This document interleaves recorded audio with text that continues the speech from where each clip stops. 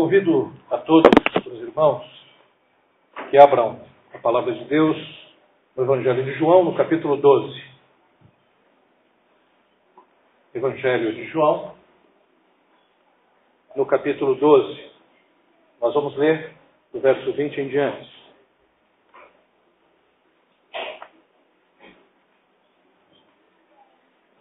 Vou pedir as crianças, que estiverem aqui presentes, que venham aqui à frente. Nós vamos fazer uma oração pelas crianças, para que elas possam se dirigir ao trabalho infantil.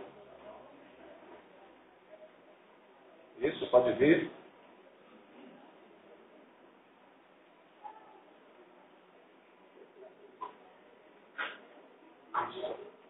Nós vamos orar pelas crianças, pelos pré-adolescentes também.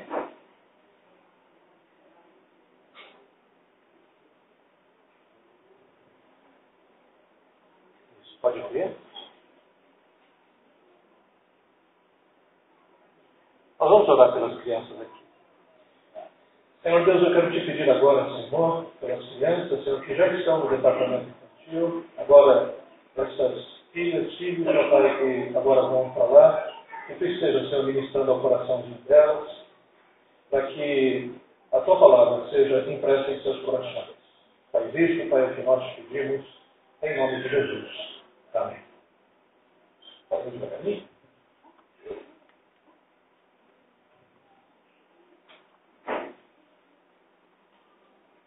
Isso, pode acompanhar. Marli, acompanha. Esse jovenzinho, ele já foi para outro caminho.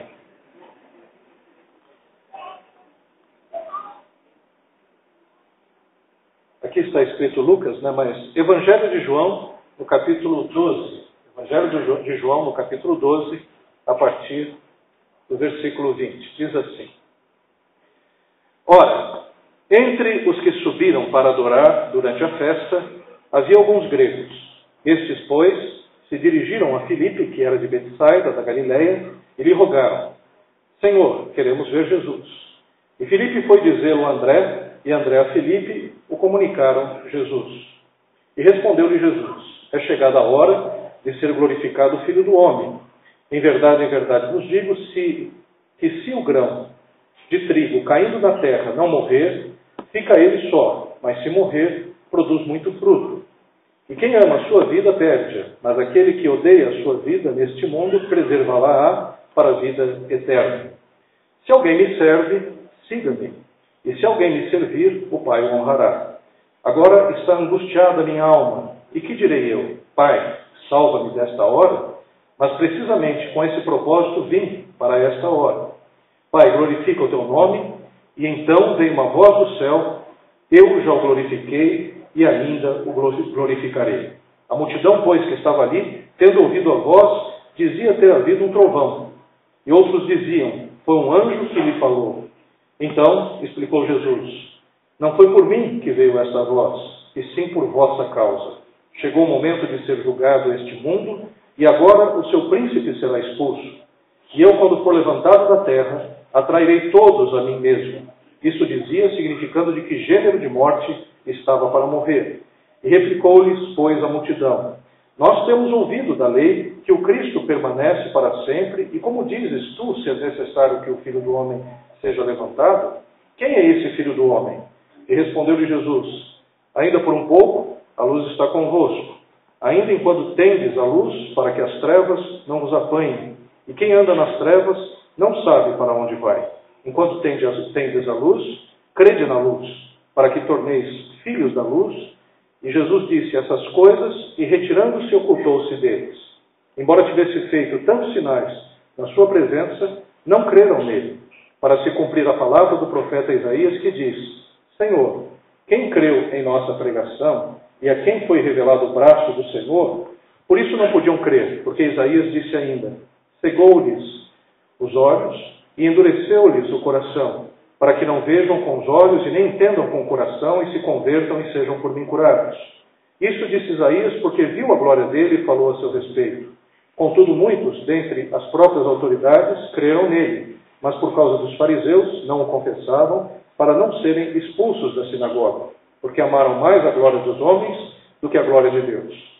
E Jesus clamou dizendo: quem crê em mim, não em mim, quem crê em mim, crê não em mim, mas naquele que me enviou. E quem me vê a mim, vê aquele que me enviou. E eu vim como luz para o mundo, a fim de que todo aquele que crê em mim não permaneça nas trevas. Se alguém ouvir as minhas palavras e não as guardar, eu não julgo, porque eu não vim para julgar o mundo e sim para salvá-lo. E quem me rejeita e não recebe as minhas palavras, tem quem o julgue. A própria palavra que tenho proferido, essa o julgará no último dia. Porque eu não tenho falado por mim mesmo, mas o Pai que me enviou, esse me tem prescrito o que dizer e o que anunciar.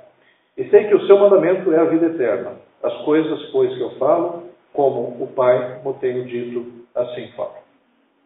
Oremos.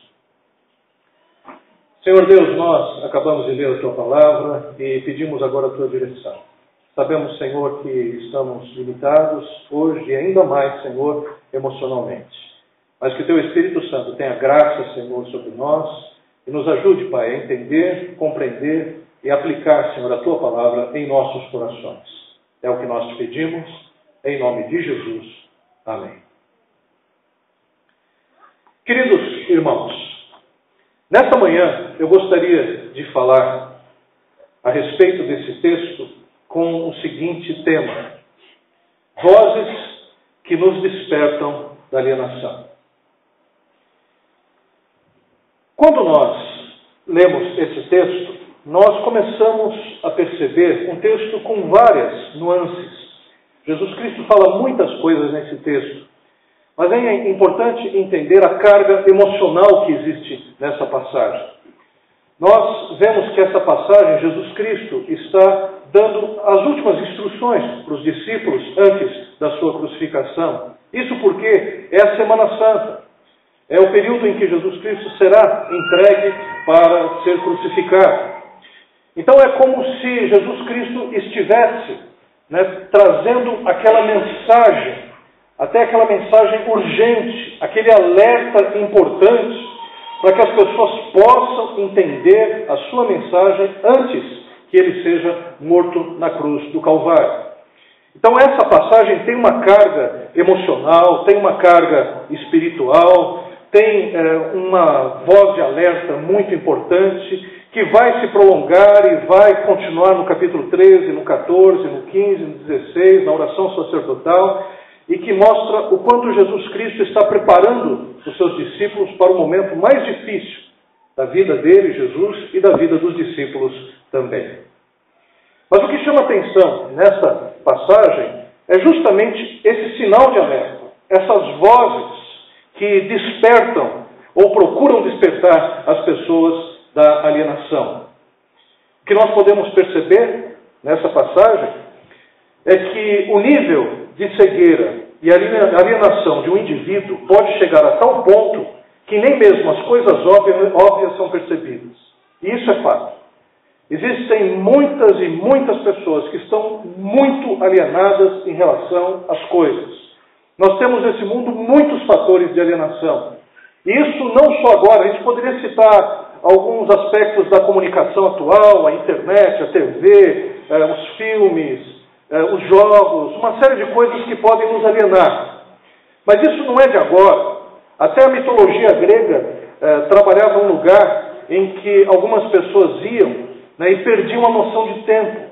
Quando elas saíam desse lugar, elas não percebiam que haviam passado anos e anos e anos. Hoje nós podemos perceber que esse sistema de alienação também existe. A gente perde tempo com as coisas, a vida escorre pelas nossas mãos. Quando a gente se depara, olha no espelho, a gente percebe quanto tempo passou e quão pouco nós produzimos, quão pouco nós buscamos a Deus, quão pouco nós conhecemos do Senhor. O estado espiritual de certas pessoas pode chegar a níveis tão baixos que nem mesmo situações extremas o comovem. E é o que nós estamos vendo aqui. Irmãos, Jesus Cristo está falando que está próximo à sua hora de ser crucificado, de ser glorificado.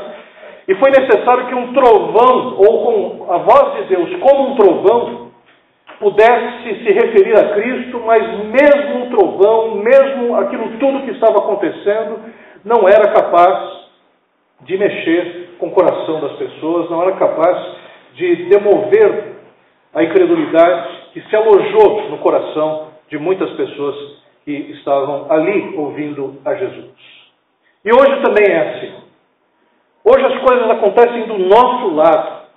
Hoje as coisas se manifestam de uma forma tão escandalosamente clara, ou claras, que é impressionante como algumas pessoas não enxergam a vida, não percebem o que está acontecendo, continuam ainda na sua vidinha, continuam na sua alienação, continuam levando a vida como deixa a vida me levar, a vida leva eu, e não percebem, né, a importância de se buscar a Deus, não percebem o quanto a sua vida está em perigo, porque afinal de contas, aquele que não anda com Deus, aquele que não conhece a Deus, ele tem um perigo. E não é o perigo da morte nessa vida, porque todos nós vamos passar por ela, é o perigo da morte eterna, é o perigo de nós não encontrarmos Deus e ficarmos alienados de Deus, não só aqui nessa terra, mas eternamente.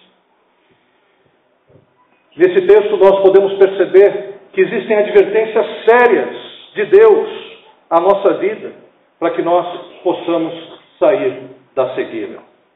Queridos, qual é o contexto? Jesus estava prestes a ser morto na cruz do Calvário. Ele e seus discípulos estão vivendo os eventos da semana conhecida como Santa. São os últimos dias. Depois da entrada triunfal de Jesus, ele passa as derradeiras instruções aos seus discípulos. É esse momento em que Jesus está vivendo. Como eu disse aos irmãos, a gente pode perceber até pela forma como Jesus Cristo se refere aos discípulos, o quanto Jesus Cristo está procurando avisar. E como tem uma carga emocional, porque a gente percebe que o próprio Jesus Cristo, ele sabe que ele vai morrer na cruz, ele faz a comparação do trigo, da semente que tem que morrer para frutificar, para ter uma grande plantação, e ele entende isso na vida dele, e ele mesmo chega e diz que ele não pode se excusar desse momento. Ele foi preparado justamente para essa hora. E é claro que ele está sentindo essa hora. É claro que ele está percebendo que o tempo já está afunilando. E por conta disso, ele como homem, como Deus encarnado, mas que viveu como homem aqui nessa terra, estava já se angustiando em saber que ele morreria na cruz do Calvário e que todos os pecados nossos, no presente, no passado, no futuro e de toda a humanidade, iriam cair sobre ele, causando até separação de Deus Pai. Então Jesus sabia disso. E Jesus está ali como um clamor último, falando para os seus discípulos, prestem atenção. Né? Está no momento de eu ser glorificado. Não importa que eu seja levantado na cruz do Calvário para que as pessoas possam aceitar a mensagem de Deus, possam se converter. Então Jesus Cristo estava ali, né, apresentando toda essa verdade aos seus discípulos. E queridos, a partir desse contexto eu quero estabelecer pelo menos 4 aspectos aqui que são importantes para a gente entender. Primeiro aspecto que nós vemos aqui, do versículo 40 ao 43, nós vemos um despertamento da alienação. Jesus Cristo, ele está mostrando que existe uma cegueira muito grande nos olhos das pessoas, e ele está convocando as pessoas a saírem desta cegueira. Mesmo com todos os sinais inequívocos da glória de Cristo, muitos judeus ainda não conseguiam reconhecê-lo. A proximidade de seu julgamento e morte afunilava o tempo, apresentando intensamente o poder de Deus. E muitos como naquela época, hoje, ignoram os sinais e por isso não distinguem a voz de Deus.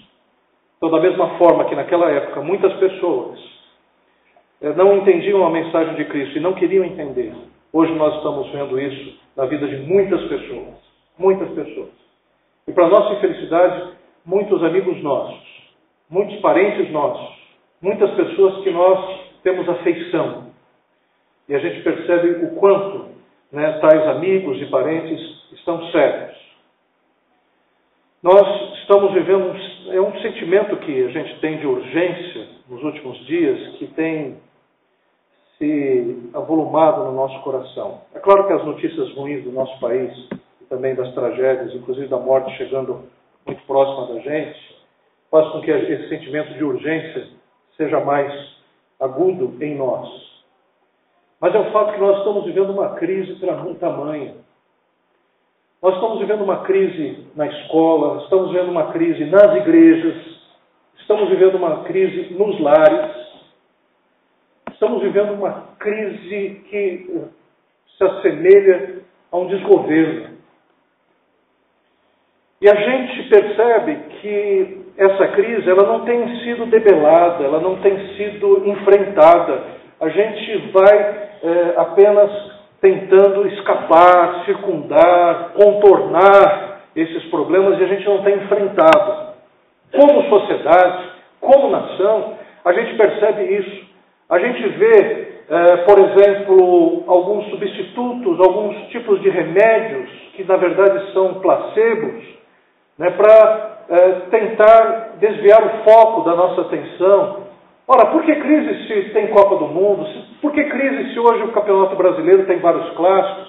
Por que crise se temos novelas que conseguem captar toda a nossa atenção? Mas a verdade é que a crise está aí. Existe uma crise que é muito maior do que as instituições, que é a crise do ser humano sem Deus, do ser humano que não tem um relacionamento com o Senhor. E a gente precisa despertar as pessoas para saírem dessa alienação, porque a verdade é que uma hora a gente vai se deparar com a eternidade. Uma hora o tempo cessa nessa vida, e a vida é muito frágil, como nós podemos perceber. Então é importante que as pessoas saiam dessa alienação, percebam que a vida não é só esse tipo de brincadeira, esse videogame virtual, né, que a gente entrou nessa narcotização da mente, que é, por exemplo, a internet. A gente pode usar os instrumentos, temos capacidade de usar os instrumentos para o engrandecimento do reino de Deus, mas a gente não pode se narcotizar. Nós precisamos sair e perceber, colocar a cabeça para fora desse mar de alienação e perceber que existe um Deus, existe um propósito santo de Deus na nossa vida, existe um propósito santo de Deus em relação à humanidade, existe uma vida eterna e que tudo que nós estamos fazendo aqui é apenas uma avant-première daquilo que será o nosso futuro eterno com Deus ou sem Deus. Então essa alienação precisa ser vencida. E nós, como igreja do Senhor, estamos aqui para também sair da alienação de fazermos um reino particular. Nós precisamos sair dessas quatro paredes. Irmãos, a resposta do governo, a resposta da sociedade, a resposta da escola, ela não é uma resposta completa. Eles podem transformar algumas áreas, ou melhor, não podem transformar, podem apenas reformar. Vindo para cá, tinha um carro com um adesivo que estava escrito o seguinte: o pecado deforma, a escola reforma, mas só Cristo transforma. E esse adesivo falou tudo, porque essa é a verdade. As instituições só arranham o problema, mudam alguns aspectos, colocam um aspecto estético, cosmético, até bonito, mas só Cristo pode transformar a vida. Só Cristo pode mudar a condição de pessoas caídas, pecadores contumazes, pessoas perdidas, para pessoas transformadas, novas criaturas, filhos de Deus, que têm a vida eterna em Cristo Jesus. É isso que nós precisamos entender, e como igrejas nós não podemos deixar de proclamar isso, porque as vidas estão sendo ceifadas, as vidas estão sendo mortas ao nosso lado. Aqueles que ainda têm o privilégio de serem levados por Deus, de terem a vida eterna, amém, traz a tristeza, mas nós temos o consolo e temos a certeza de que um dia encontraremos esses entes queridos. Mas e aqueles que não têm essa possibilidade, aqueles que estão fora da salvação, aqueles que não conhecem a Deus? Irmãos, nós como igreja precisamos despertar da nossa alienação, achando que o céu não é aqui. Aqui é um lugar que a gente vai sofrer problemas, vai sofrer dores. Nós temos ainda problemas ainda para enfrentar. Deus está conosco para nos trazer vitória em várias áreas. E isso é maravilhoso, porque Deus ele nos dá forças para vencer as dificuldades dessa terra, mas essa terra ainda é uma terra de dificuldades. Nós somos peregrinos nessa terra, e nós precisamos entender, a gente não pode cair na tentação de achar que Deus quer nos dar tudo agora, de que o céu é aqui, porque não é aqui, aqui é lugar de pregação, aqui é lugar de anúncio do Evangelho, nós estamos aqui para a missão de Cristo, nós não podemos parar de pregar o Evangelho de Cristo, porque em breve Cristo voltará, e os céus se abrirão, e nós teremos o final dos tempos, onde tudo vai se conformar à vontade de Deus. Então nós precisamos fazer a nossa missão, a missão de Cristo Jesus, que Cristo colocou nas nossas mãos, nos nossos corações. Outro aspecto que nós vemos nesse texto, que o alerta muitas vezes surge daqueles que são de fora. Enquanto muitos de dentro, os judeus, duvidavam de Jesus, a fama de Jesus já estava sendo reconhecida pelos de fora, pelos gregos. É o que nós podemos ver no versículo 20 a 23. Alguns gregos, sabendo dos sinais e das maravilhas de Jesus, queriam conhecê-lo, queriam honrá-lo, queriam glorificá-lo. Irmãos, também nós estamos vendo esse movimento no fator pedras que clamam. Existem pessoas que estão fora das igrejas. Existem pessoas que sequer são cristãs. Mas alguns insights surgem nas suas mentes e nos seus corações, e muitos deles acabam trazendo algumas mensagens que servem para a gente como alerta daquilo que está acontecendo. Eu poderia dizer que o fator pedras que clamam, a gente encontra na ciência, que está mostrando cada dia mais os problemas que a Terra está enfrentando rumo a um apocalipse. O fator pedras que clamam também podem ser encontrados naquelas pessoas, aqueles poetas que são mais sensíveis e conseguem perceber a graça comum de Deus, que conseguem arranhar um pouco do que Deus está fazendo na vida, do amor de Deus, da sua misericórdia. E às vezes é testemunho para a gente. Irmãos, é interessante como muitas vezes uma pessoa que não conhece a Cristo acaba dando um testemunho dele sem mesmo ter profundidade, que serve para a gente como alerta.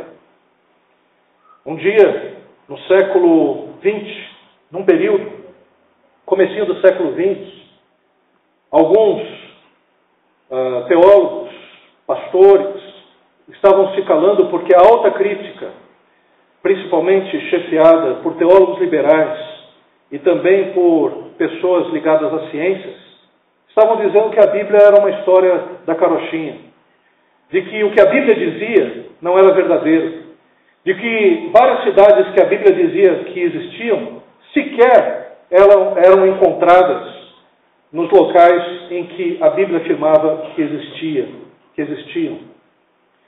Mas alguns irmãos, servos de Deus, algumas pessoas que tinham a fé no Senhor, a fé no coração, e tinham paz e trabalho para realizar, foram nos lugares em que a Bíblia dizia que haviam cidades e começaram a escavar. Começaram a ser os primeiros arqueólogos cristãos. E eles iam nas Escrituras, onde dizia que havia uma cidade, eles começaram a buscar. E um deles, que foi Ulen, ele foi até o lugar onde se dizia que existia Ur dos Caldeus, e começou a escavar. E foi escavando, até que chegou e encontrou uma esquina de um muro, e nos tijolos dos muros ele encontrou inscrições falando que ali era a cidade de Ur dos Caldeus, a pátria de Abraão. E aí começou uma avalanche, vários arqueólogos descobrindo a Síria, Nínive, Calá, outras cidades bíblicas. E essa alta crítica teve que se dobrar ao fato de que a Bíblia, ela tinha razão quando afirmava a respeito da existência dessas cidades. E um dos arqueólogos, um teólogo, depois de muito tempo, narrando esse fato, ele disse o seguinte, quando a igreja começou a se calar por causa das acusações daqueles que se diziam estudiosos, de que a Bíblia não era verdade, de que a Bíblia era apenas um conto de fadas, as pedras da arqueologia clamaram. E vai ser assim tantas quantas vezes forem necessárias, porque se a gente se calar aqui como igreja, pedra vai clamar lá fora. Porque Deus não se aprisiona na igreja, Deus não se deixa se encastelar dentro de quatro paredes. Deus está muito além daqui, e se nós nos calarmos, Deus vai levantar homens e mulheres em outras áreas, em outros lugares, para que a sua mensagem possa ser pregada e pregada a toda criatura. E nós vemos isso na própria Bíblia. Homens piedosos, Deus utilizou Ciro para salvar o povo de Israel. Deus falou ao coração de Naamã, que foi até Eliseu para ser mergulhado e ter a cura da sua lepra. Deus falou com a rainha de Sabá também para que conhecesse a Salomão e o povo de Israel. Deus também trabalhou na vida de Ciro Fenícios. Deus trabalhou na vida de samaritanos. Quer dizer, gente fora do povo de Israel. E Deus vai trabalhar também na vida de todas as pessoas que Ele julgar necessário.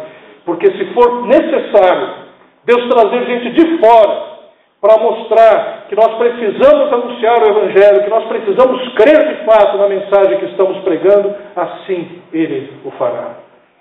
Queridos, muitas pessoas fora do arraial cristão estão proclamando a glória de Cristo. Outro aspecto que nós podemos ver, o alerta que vem das Escrituras Sagradas, desculpem, eu acabei pulando, o alerta dos céus. Versículo 28 diz que à medida em que Jesus Cristo ia alertando o coração daqueles que estavam ali ao lado, quando ele estava falando de que estava chegando o momento para ele ser glorificado, a palavra de Deus diz que veio uma voz do céu que disse o seguinte: eu já glorifiquei e ainda o glorificarei. O próprio Deus se manifestou naquele momento. Irmãos, Deus estava ali colocando tudo à mesa. Aquele era o momento em que Jesus Cristo estava explicando tudo a respeito da salvação.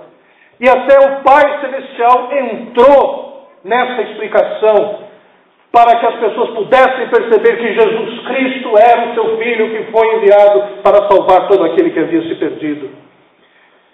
Irmãos, eu não sei quanto a vocês, mas será que nós também não estamos ouvindo os alertas dos céus?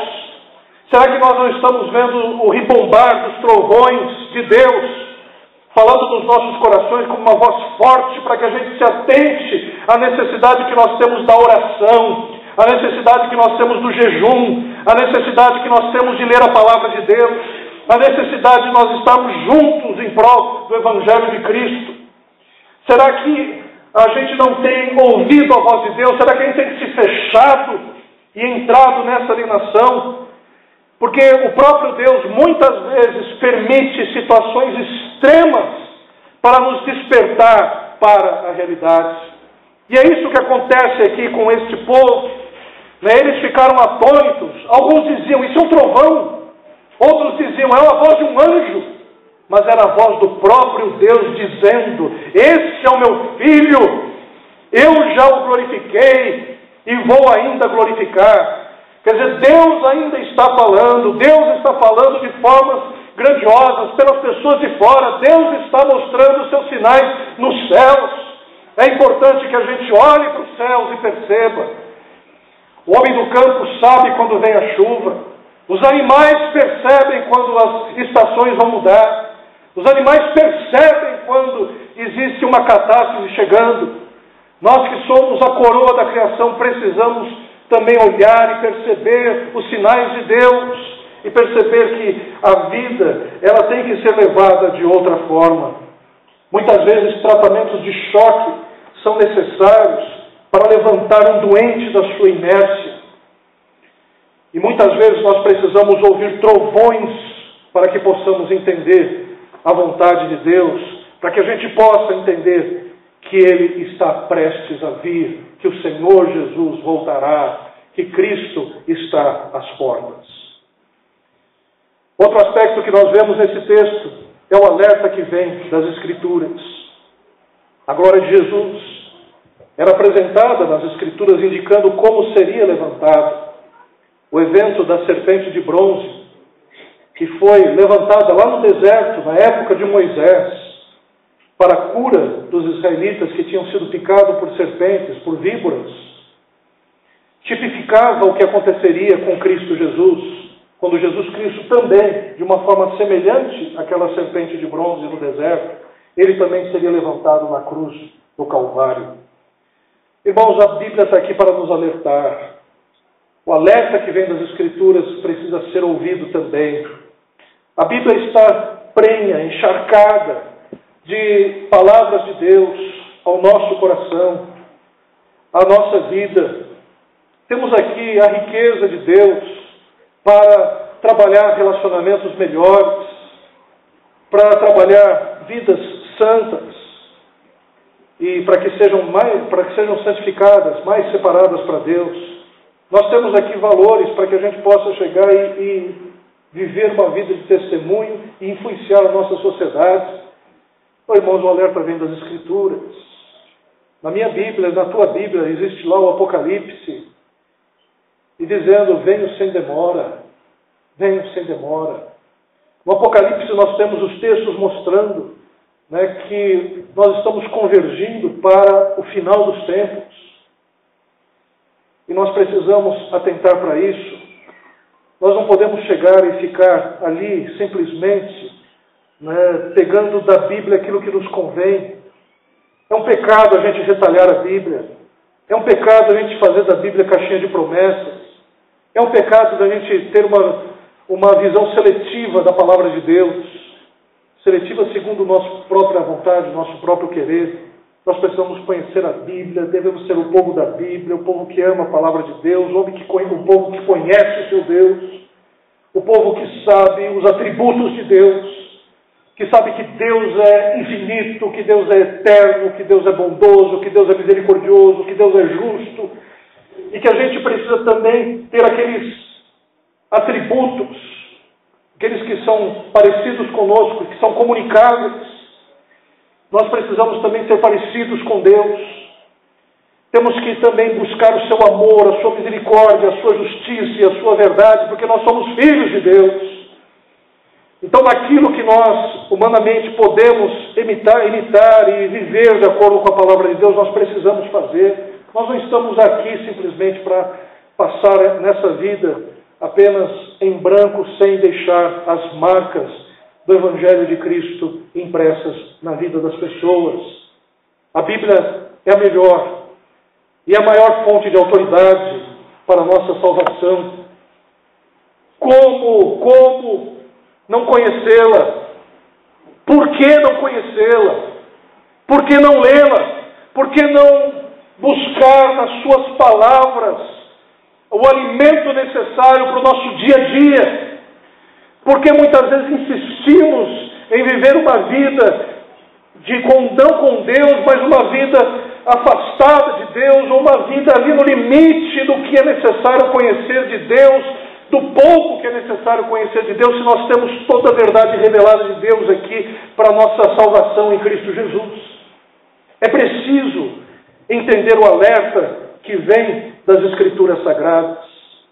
Porque, irmãos, e para encerrar, o alerta, todos esses alertas que nós vimos aqui, o alerta daqueles que são de fora, o alerta dos céus, o alerta da palavra de Deus, todo esse alerta que nós temos tido da palavra de Deus, do Senhor, da natureza, dos que estão de fora, o alerta é seguido de julgamento, irmãos. A gente não pode perder isso. Nós estamos no tempo da graça de Deus, mas o tempo da graça vai terminar.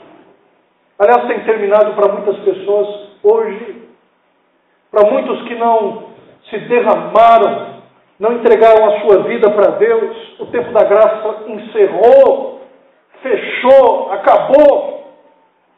E o tempo da graça vai terminar.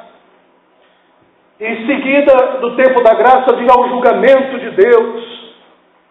E em Jesus Cristo Ele mostra, Ele não está brincando.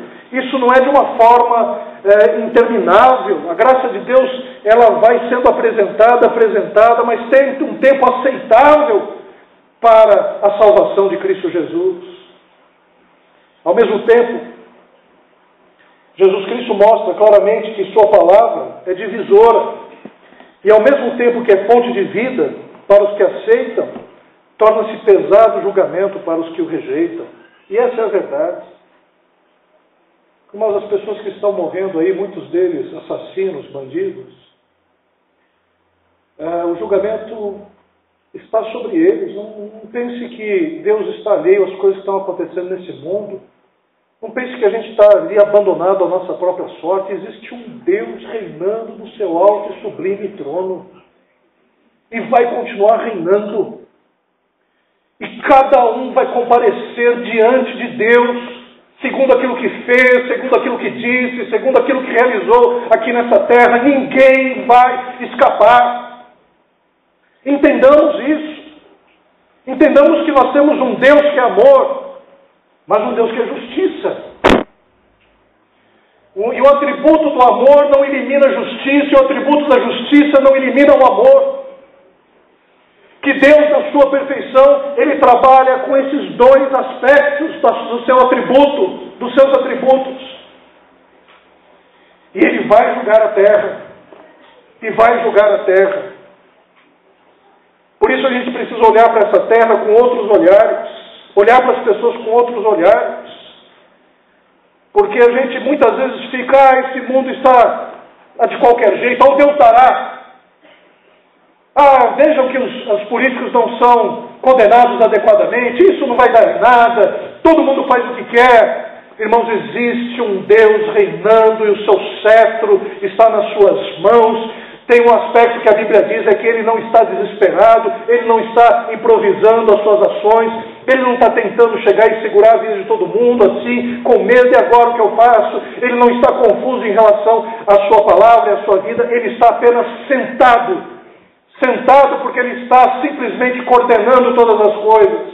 Todas as coisas vão convergir para Cristo Jesus, e um dia nós vamos ter que olhar diante do Senhor e perceber e dizer, como todos vão um dia dizer, que nos céus, embaixo da terra, na terra, todos vão ter que confessar que Jesus Cristo é o Senhor.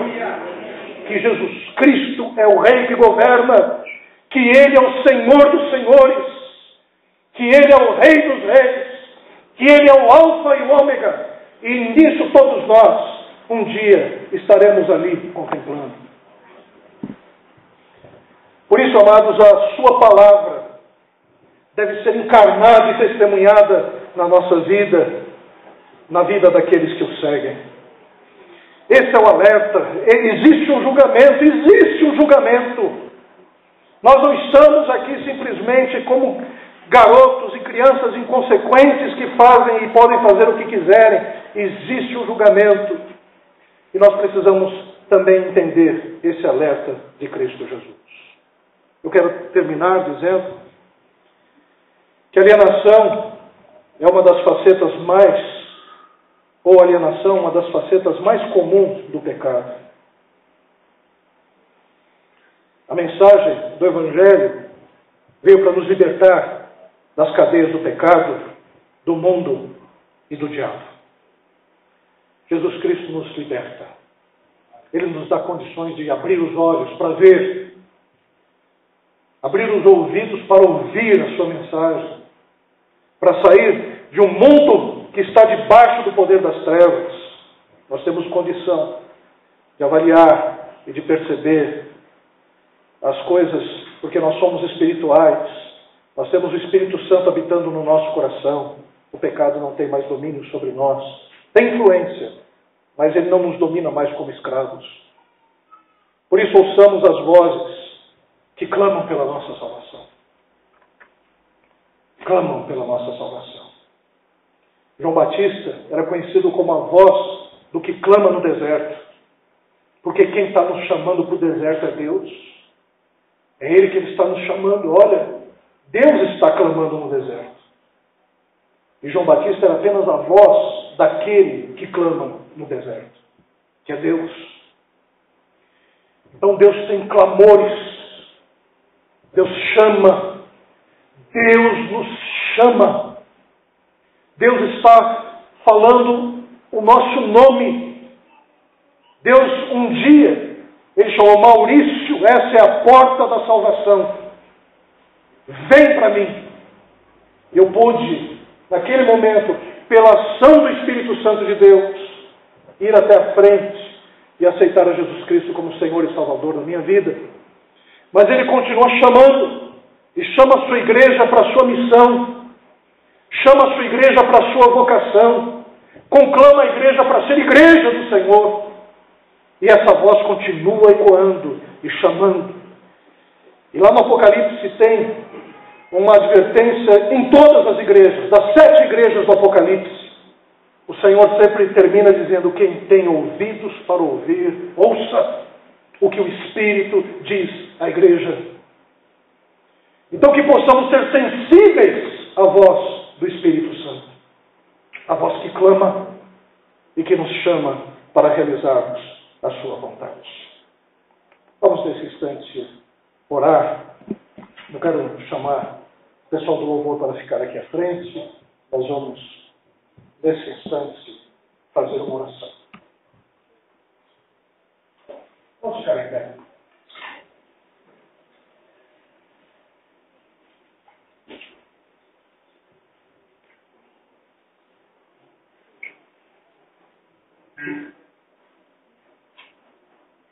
Feche os seus olhos.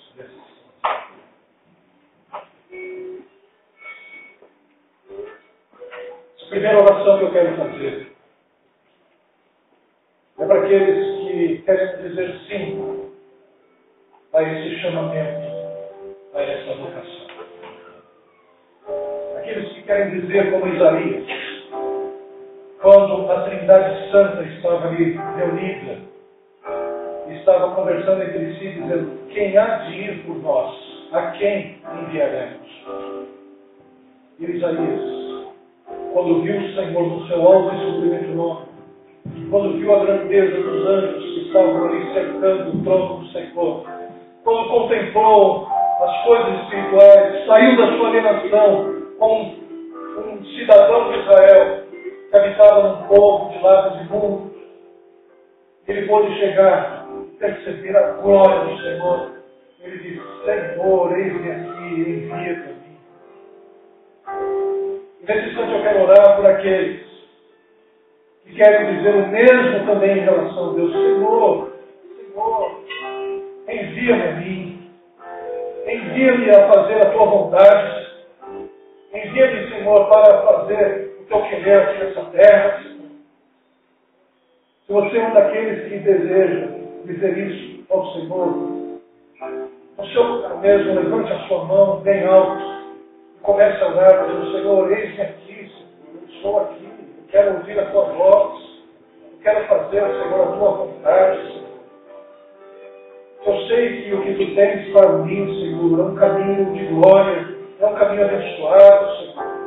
Eu sei que tu irás ser comigo o meu pastor, e estará comigo todos os dias da minha vida, Senhor. Mas eu sei também, Senhor, que eu tenho um propósito, eu sou chamado para uma missão, e eu quero fazer essa missão. Se você deseja fazer essa oração, levanta bem alto a sua mão, e nesse instante, repita essa oração que eu vou fazer agora, em nome de Jesus. Diga assim: Senhor Deus, nesse instante, eu quero dizer: eis-me aqui, Senhor. Eu ouvi a tua voz e quero ser obediente a ela. Senhor Deus, usa a minha vida para fazer a tua vontade. Usa a minha vida para ser testemunha viva de ti. Usa a minha vida, Senhor, para ir até o perdido e levar o teu evangelho da salvação, Senhor. Senhor Deus, que estou, usa-me, Senhor, para pregar o teu evangelho. Senhor, faz isso, porque eu entendi que eu tenho propósito nessa vida. E eu quero colocar a minha vida no teu altar. Em nome de Jesus. Amém. É outra oração que eu quero fazer. É para aquele ou para aquela que ainda não teve oportunidade de se render a Cristo Jesus. Dizer, Senhor, eu quero que Tu sejas o meu Salvador. Eu quero reconhecer que eu não estava andando nos Seus caminhos. Eu quero reconhecer que eu estava alienado da Tua presença. E nessa noite eu quero entregar a minha vida para Ti. Eu quero andar contigo, Senhor. Eu quero começar nos passos da Tua palavra. Eu quero, Senhor, seguir o caminho de vitória. O caminho que conduz à salvação. Se existe alguém nesta manhã que deseja fazer essa oração, posso tirar a sua mão, nós vamos orar por você nessa manhã. Existe alguém que gostaria de fazer essa oração? Glória a Deus. Glória a Deus. Amém. Existe mais alguém? Existe mais alguém? Esses irmãos que levantaram a mão, sabem, vivem aqui, eu quero orar especialmente por você. Glória a Deus. Glória a Deus.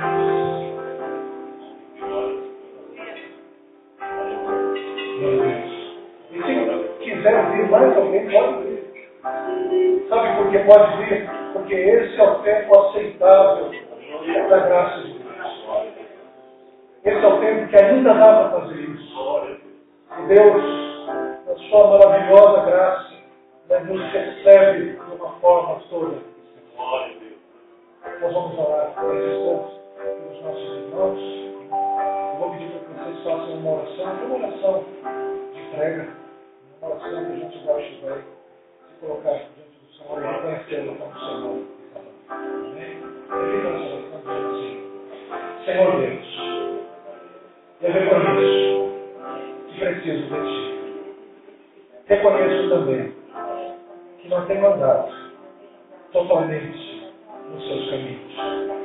E quero agora Te convidar para ser o meu Salvador e o meu Senhor.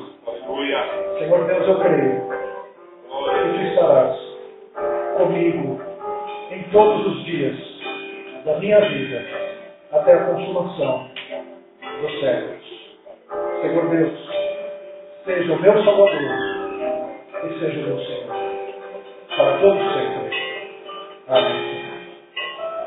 Senhor Deus, eu quero Te agradecer, Pai, pela vida dos Teus filhos, que foram desafiados pela Tua palavra, e corajosamente, Senhor, fizeram esta oração. Quero Te agradecer, Pai, porque sabemos que é o Teu Espírito que nos convence disso, Pai. E quero Te agradecer porque eles simplesmente, Pai, abriram seus ouvidos, ó Pai, e permitiram a ação de Deus na vida deles. E, Pai amado, acompanha, Senhor, os Teus santos. Sê com eles, ó Pai. Senhor, para que eles possam cada vez mais, Senhor, conhecer a Ti, cada vez mais, Senhor, se santificar, ó Pai, e cada vez mais, Senhor, entender os propósitos Teus em suas vidas. Abençoa as suas famílias, ó Pai. Abençoa a sua casa.